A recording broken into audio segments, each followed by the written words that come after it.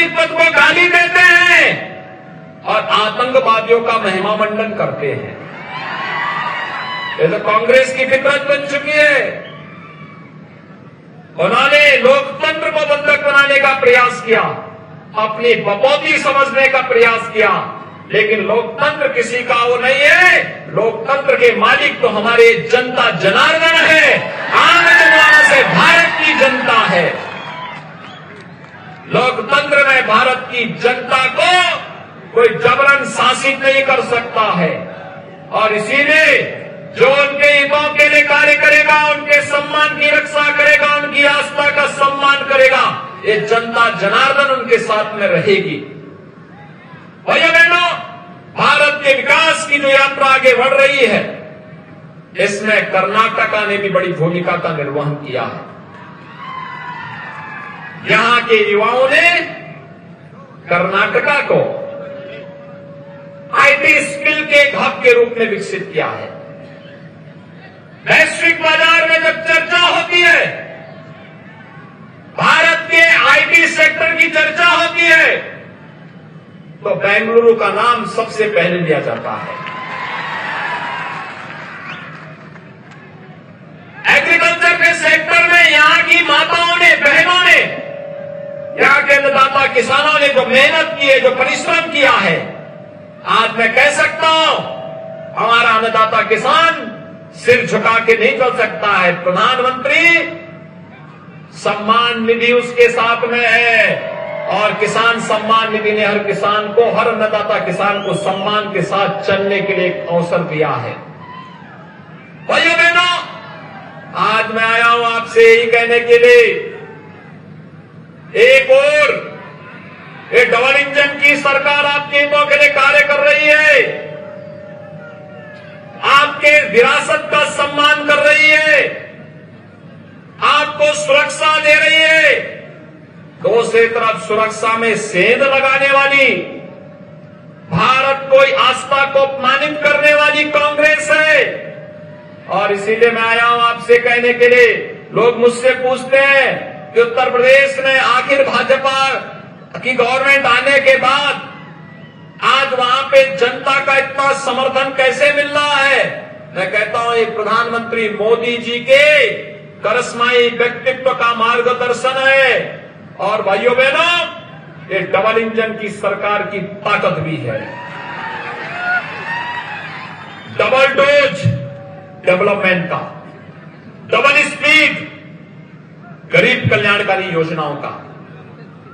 और उत्तर प्रदेश में अब माफिया और अपराधी नहीं है। डबल इंजन की सरकार में कोई माफिया, कोई अपराधी और कोई आतंकी सीना तान करके नहीं चल सकता है, नहीं चल सकता है। सीना तान करके चलेगा तो भारत का युवा चलेगा, भारत का किसान चलेगा, भारत का व्यापारी चलेगा, भारत की हमारी माताएं बहनें चलेंगी। कोई भारत विरोधी तत्व सीना तान करके नहीं चल सकता डबल इंजन सरकार में। और इसीलिए मैं आपसे कहने के लिए आया हूं कि जैसे आपके एमएलए श्री सुभाष गुत्तेदार ने गंगा जल ला करके ज्योतिर्लिंग का यहां पे अभिषेक किया है, ये शुरुआत है। इसको मूर्त रूप देने के लिए उनको ताकत दीजिए, ताकत कीजिए उनको। आज जैसे देश के अंदर सुरक्षा का माहौल बना है, यूपी ने सुरक्षा का माहौल दिया है, ऐसे डबल इंजन सरकार ने पीएफआई की कमर को भी तोड़ने का काम कर्नाटका में किया है। डबल इंजन की सरकार को कर्नाटक में एक बार पूरे 5 साल का अवसर दीजिए। प्रधानमंत्री जी के मार्गदर्शन में, येदियुरप्पा जी के मार्गदर्शन में, बोम्मई जी के नेतृत्व में जो काम पिछले वर्षों में आपने देखा है, इसकी स्पीड और भी कई गुना आगे बढ़ती हुई दिखाई देगी। और भाइयों बहनों, इसी के अपील करने के लिए मैं आया हूं केवल डबल इंजन की सरकारी विकास को आगे बढ़ा सकती है, सुरक्षा की गारंटी दे सकती है, हर वर्ग के हितों की चिंता कर सकती है, बिना भेदभाव के शासन की योजना का लाभ हर गांव, हर गरीब, हर किसान, हर नगर, हर नगर, हर नागरिक तक पहुंचाने का कार्य कर सकती है। इसलिए मेरी आप सबसे अपील होगी, डबल इंजन की सरकार के लिए बीजेपी को आप वोट दीजिए, यही अपील करने के लिए मैं आया हूं। और दूसरा, मैं आपको आमंत्रण देने भी आया हूं। आमंत्रण, जनवरी 2024 में अयोध्या में भगवान राम का भव्य मंदिर का निर्माण कार्य पूरा हो रहा है। गोपाल जी तो यहीं से गए हैं ना वहां काम देखने के लिए, और तब प्रधानमंत्री मोदी जी के ही कदमों से वहां रामलला विराजमान होंगे अपने भव्य मंदिर में।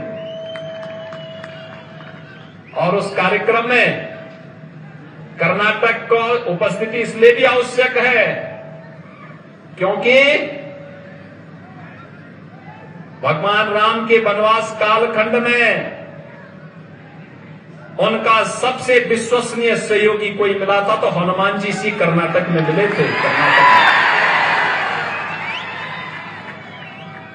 कर्नाटक और उत्तर प्रदेश का ये संबंध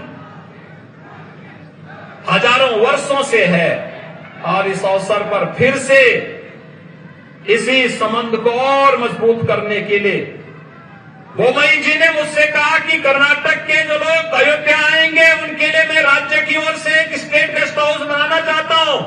हमने उनको वहां लैंड आवंटित कर दी, भव्य गेस्ट हाउस बन रहा है कर्नाटक का अयोध्या में। और अयोध्या में जब राम मंदिर में रामलला विराजमान होंगे, भाइयों बहनों, कर्नाटक की ओर से आप सबकी उपस्थिति और आपके स्वागत के लिए प्रभु राम का ये सेवक आपको आमंत्रित करता है। आप आइए, अयोध्या में प्रभु के दर्शन करिए और हजारों वर्षों की इस विरासत को अपने साथ लेकर के आने वाली पीढ़ी को देकर के जाइए कि देखिए कर्नाटक ने हजारों वर्षों से इस विरासत को संरक्षित करके रखा हुआ है। और भाइयों बहनों, इस विरासत की रक्षा, इसका संरक्षण आपके पूर्वजों ने कितनी दमदार तरीके से, कितनी विपरीत परिस्थितियों में काम किया करते हुए किया है। और आज के देश स्वतंत्र है, प्रधानमंत्री मोदी जी का यशस्वी नेतृत्व है, तब हम लोगों को अपने इस कार्यक्रम को और मजबूती के साथ आगे बढ़ाना होगा। याद रखना होगा, एक भारत श्रेष्ठ भारत ही हम सबकी समस्या का समाधान है। हमारा देश मजबूत होगा, हम भी मजबूत होंगे।